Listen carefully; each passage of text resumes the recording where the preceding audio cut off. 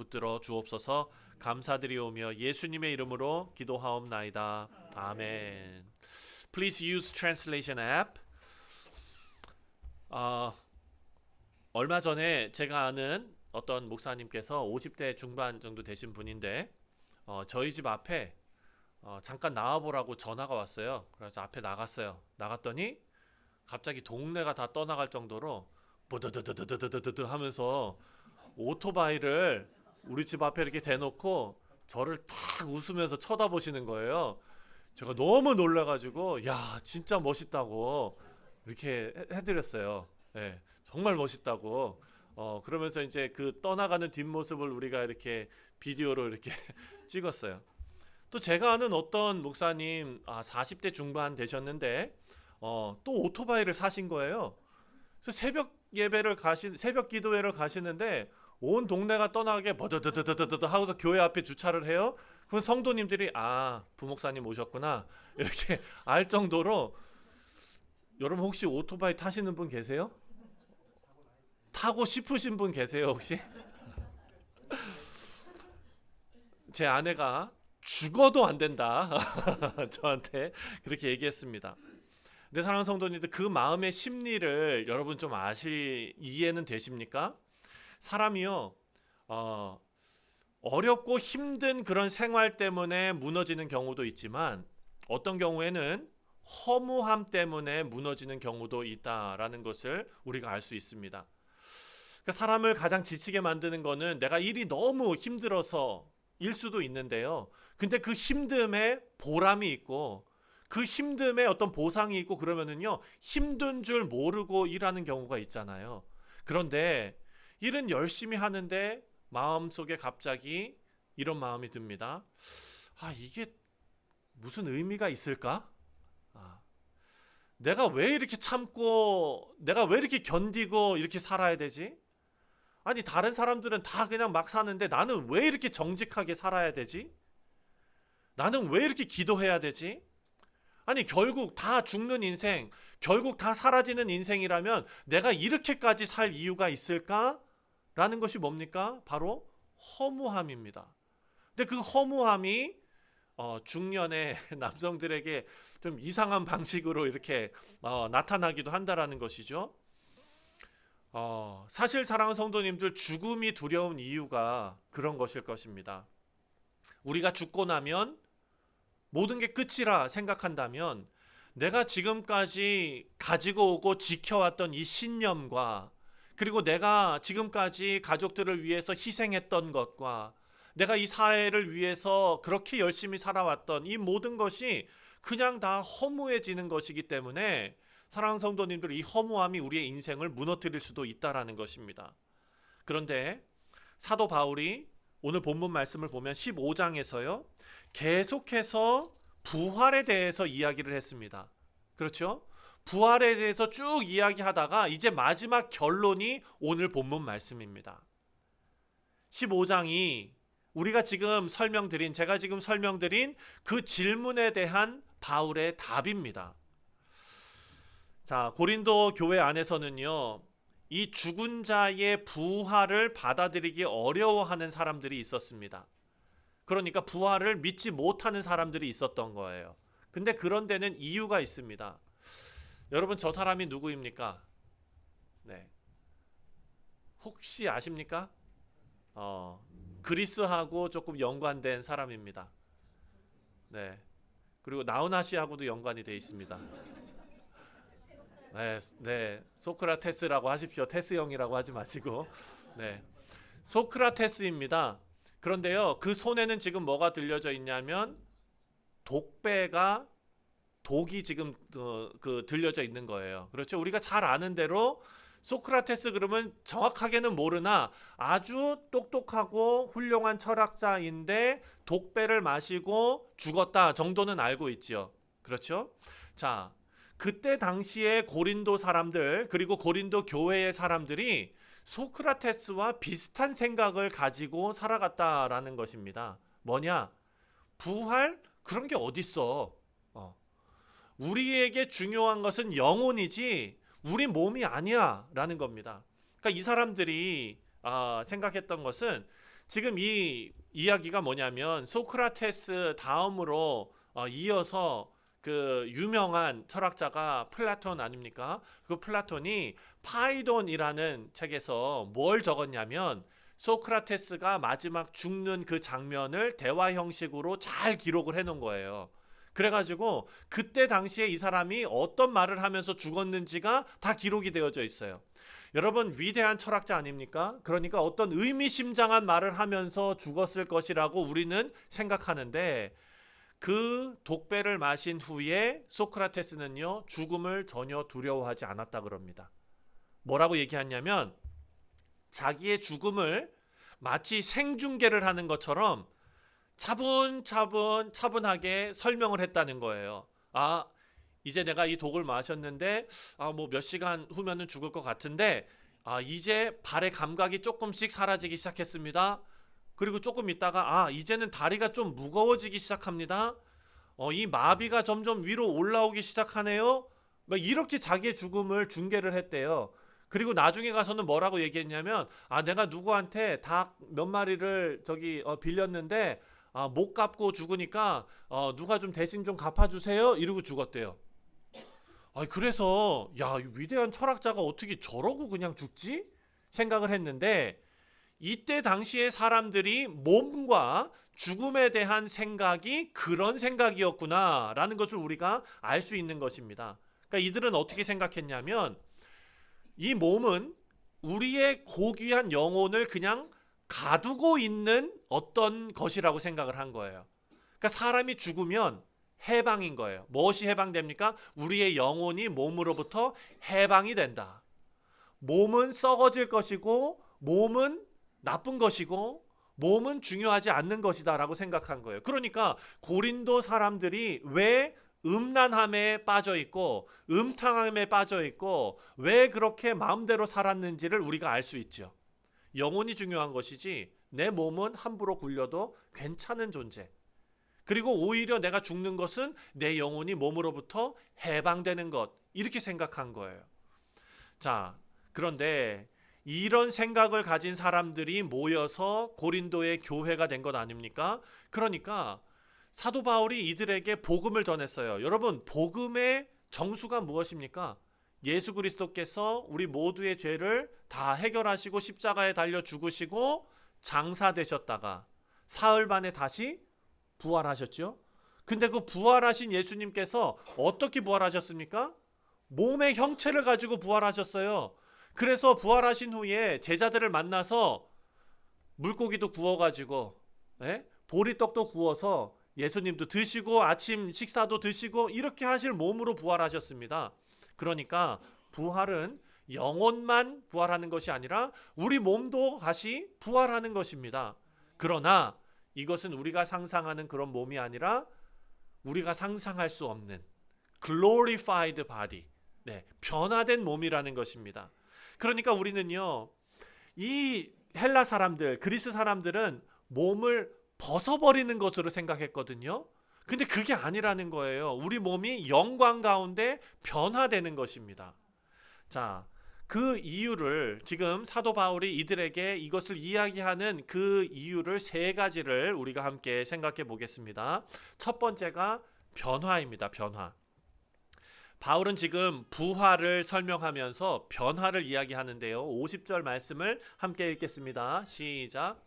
형제들아, 내가 이것을 말하노니 혈과 육은 하나님 나라를 이어받을 수 없고 또한 썩는 것은 썩지 아니하는 것을 유업으로 받지 못하느니라. 아멘. 자, 혈과 육은 무엇입니까? 바로 우리 몸이에요. 근데 우리 몸은요, 그 자체가 사실 하나님께서 창조하셨을 때 참 좋았다라고 말씀하셨거든요. 그런데 죄 때문에 우리의 몸은 어떻게 되냐면 자꾸 우리의 몸이 처집니다. 그렇죠? 주름이 생깁니다.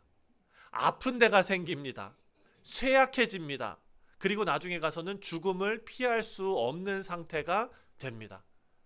그런데 오늘 이 본문 말씀을 보니까 50절 말씀을 보니까 그런 육신의 상태로는 영원한 하나님 나라의 완성에 들어갈 수 없다라는 거예요. 그러니까 변화가 되는 거죠. 자, 51절과 52절 함께 읽겠습니다. 시작. 보라, 내가 너희에게 비밀을 말하노니 우리가 다 잠잘 것이 아니요 마지막 나팔에 순식간에 홀연히 다 변화되리니. 아멘. 여기서 중요한 단어는 변화되리니입니다. 우리의 몸이 사라진다고 말하지 않습니다. 우리의 몸이 그냥 다 썩어져서 유기되고 폐기된다고 말하지도 않습니다. 우리 몸이 변화되는 것입니다.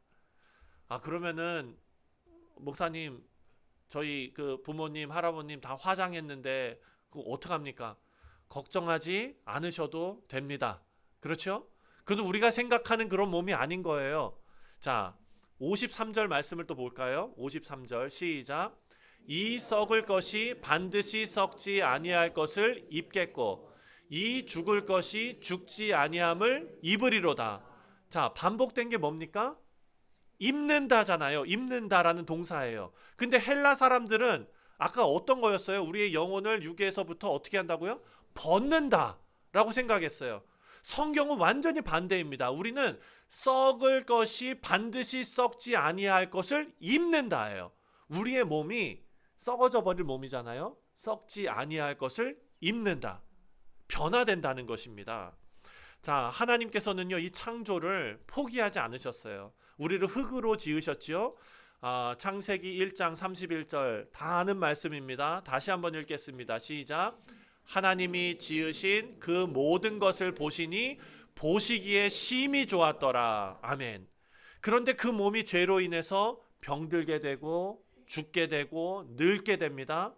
그리고 썩어지게 됩니다. 하나님께서 그렇다고 하나님께서 아름답게 만드신 이 창조를 그냥 버리십니까? 포기하십니까? 하나님 포기하지 않으신다는 거예요. 이게 너무나 중요한 메시지가 있습니다.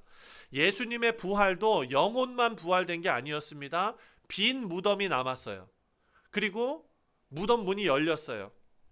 예수님 손에 못자국이 있는 그 상태로 제자들을 만납니다. 못자국을 다 보여주시는 거예요. 그리고 아까도 말씀드린 것처럼 그들에게 아침 식사 제공하시면서 같이 먹고 진짜 몸이 부활한 것을 증명하셨습니다. 하나님께서 우리의 몸을 포기하고 버리신 게 아니라 죄에 물들었다고, 하나님께서는 이것을 변화시키신다. 이 메시지가 뭐냐면요, 우리의 이 썩어질 몸도 하나님께서 변화시킨다는 것은 우리가 몸을 위해 살아가는 이 삶의 한순간 한순간도 하나님께서 포기하지 않으신다는 것입니다.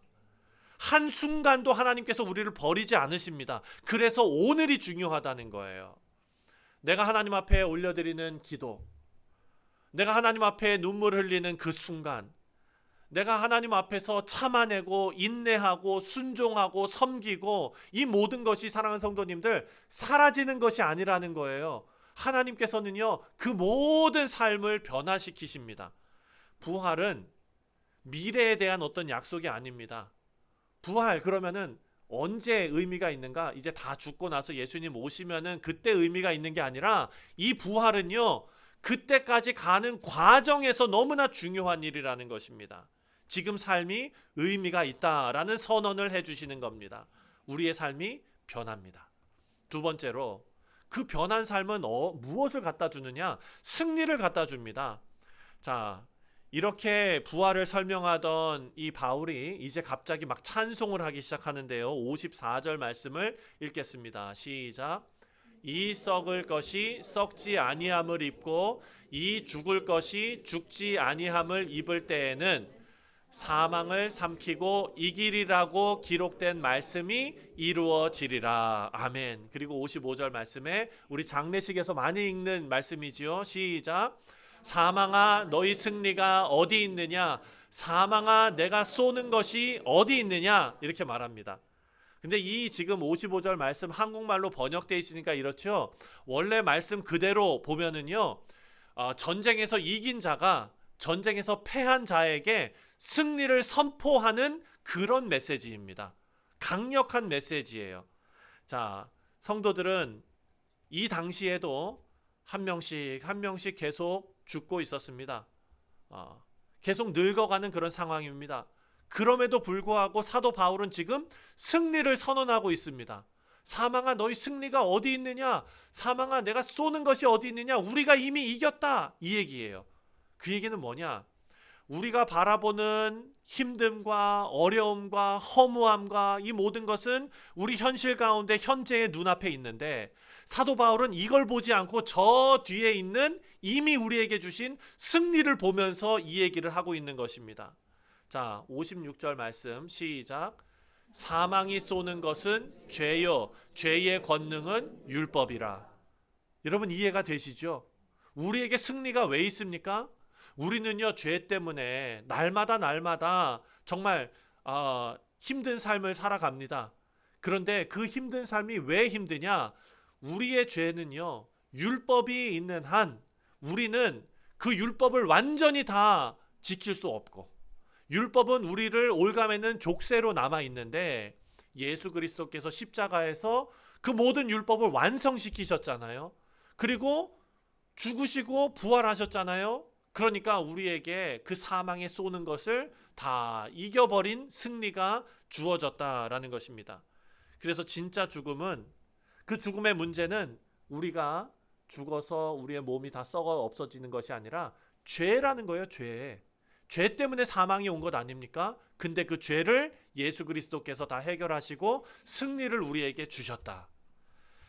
57절 말씀입니다. 시작. 우리에게 승리를 주시는 하나님께 감사하노니. 아멘. 여러분 여기서 중요한 것은요, 우리에게 승리를 주실 하나님께 감사하노니 라고 써져 있다면 지금도 우리는 승리를 위해서 애쓰며 살아가야 되는 겁니다. 그런데 이 말씀이 너무너무나 중요한 게, 우리에게 승리를 주시는 하나님께 감사하대요. 무슨 말입니까? 승리가 이미 시작됐다는 것입니다. Not yet, already. 승리가 이미 시작이 됐어요. 주어진 승리예요. 예수 그리스도께서 십자가에 죽으심으로 모든 것이 해결되고 승리가 시작이 됐어요. 그리고 예수님 다시 오실 때 완전하게 완성이 됩니다. 그래서 우리는 오늘 하루하루 살아가는데요, 부활을 향해서 살아간다라는 말은 죽음을 향해서 하루하루 살아간다라는 의미가 아니라 부활을 향해 걸어가는 사람이다. 죽음은 부활을 향한 통로라는 거예요.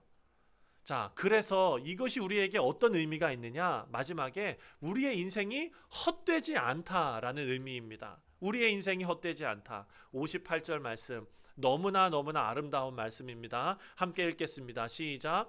그러므로 내 사랑하는 형제들아, 견실하고 흔들리지 말고 항상 주의 일에 더욱 힘쓰는 자들이 되라. 이는 너희 수고가 주 안에서 헛되지 않은 줄 알미라. 아멘. 아멘. 자, 15장에서 제일 중요한 단어가 바로 그러므로입니다. 그러므로. 여러분 생각해 보십시오. 지금 15장 전체에서 사도 바울이 부활을 열심히 설명하고 있지 않습니까? 그럼 부활을 다 설명했으면 그 다음에 결론적으로 뭐가 나와야 될 것 같습니까? 천국이 나와야 될 것 같죠. 그렇죠? 부활을 이야기했으면 이제 저 천국에서 영원히 행복하게 살 것입니다를 이야기해야 되는데, 사도 바울은 저 천국이 아니라 그러므로 하면서 그 결론이 시선을 어디로 향하게 하느냐? 현실로 우리의 시선을 옮겨 놓습니다. 내 사랑하는 형제들아, 견실하며 흔들리지 말고 항상 주의 일에 힘쓰는 자들이 되라. 저 천국 가는 자가 되라. 이게 아니라 지금 현실에서 주님의 일에 힘쓰는 자들이 되라 라는 거예요. 그러면서 뭐라고 얘기합니까? 그것은, 지금 우리가 이 땅에 사는 것은 너희 수고가 주 안에서 헛되지 않은 줄 알기 때문이다. 저는 이 말씀 묵상하면서 너무나 정말 하나님 앞에 감사했습니다. 항상 주의 일에 힘쓰는 자가 되라. 여러분, 우리가 어떤 생각을 하냐면은요, 이 허무함이라는 게 자꾸 우리 가운데 우리의 마음을 흔들어 놓는다면, 자꾸 내가 교회에서 이렇게 열심히 봉사하고 섬기고 또 예배드리고 이게 그렇게 의미가 있나? 이런 생각으로 자꾸 바뀌거든요. 그러니까 저 미래의 하나님의 영광의 자리에 이르는 그 천국에 들어가는 일은 너무나 소중하고 귀한 일인데 지금 우리가 이 땅에 살아가는 요 시간 하나님께서 허락하신 우리의 삶, 우리의 인생 이 중에서 여러분 우리가 지금 하는 일이 솔직히 말해서요. 일주일이 7일 아닙니까? 그 중에 하루 우리가 주님 앞에 나와가지고 이렇게 예배 드리지 않습니까? 예. 7날 중에 6날은 여러분 뭐하고 사십니까? 커스터머들이 컴플레인 하는 거 다 받아줘야 되죠. 네. 또 누가 또 뭐라 그러는 거 다 받아줘야 되죠. 애들 뭐 도시락 싸서 줘야 되죠. 기저귀 갈아줘야 되죠. 사랑하는 성도님들, 그 일을 생각할 때마다 야, 나는 주의 일은 진짜 요만큼 하고 쓸데없는데 내 인생 다 쓰고 있구나. 이런 생각하거든요. 저만 합니까? 그렇게 아무렇지도 않게 그냥 앉아 계시면은 저 혼자만 그렇게 생각하는 것처럼 보이니까 마음이 그렇긴 한데, 그러니까 주일날 예배 드리는 거는 내가 한 주 진짜 정말 이 시간은 정말 하나님께 드려야지. 이 시간은 정말 귀해. 이 시간은 존귀해. 이렇게 생각하는데 나머지 6일 오늘 본문 말씀 보니까요. 나머지 6일도 헛된 것이 하나도 없다는 거예요. 사랑하는 성도님들. 왜 그렇습니까? 썩어질 우리 이 육체조차 하나님께서 포기하지 않으시고 변화시키시거든요.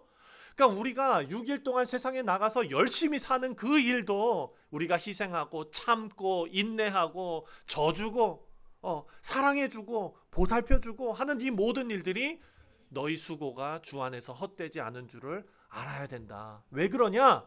우리 부활이 없다면 이 모든 것이 다 허망할 텐데 예수 그리스도께서 부활하셨기 때문이다.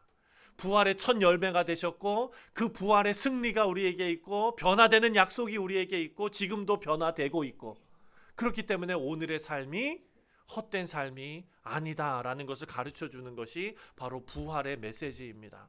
우리 사랑하는 성도님들, 이 부활은 1년에 한 번 부활절 때만 우리가 묵상하는 말씀이 아니라 1년 365일 우리에게 힘을 주시고 소망을 주시는 말씀입니다. 주님 안에서 올려드린 기도가 헛되지 않습니다. 주님 안에서 흘린 여러분의 눈물, 수고, 헌신, 제가 새벽 기도회 때 한번 설명했는데요. 사랑하는 성도님들, 젊은 사람들은 얼굴에 주름 있는 거 신경 쓰면서 영양크림 바르죠. 진짜 중요한 건 뭡니까? 보이지 않는 우리 장기 아닙니까? 네. 보이지 않는 곳에서 헌신하시는 분들이 얼마나 많습니까? 보이지 않는 곳에서 기도하시는 분들이 얼마나 많습니까? 보이지 않는 곳에서 가정을 위해서 희생하시는 분들이 얼마나 많습니까? 그런 희생과 그런 복된 생활들, 그런 마음들이 정말 귀하다는 것입니다. 하나님께서는요, 주 안에서 우리가 감당해낸 모든 인내와 모든 수고와 이 모든 것을 하나님께서 버리지 않으시고 하나님께서 다 기억하시고 그리고 완성하실 것이다 라는 보증이 바로 오늘의 말씀입니다.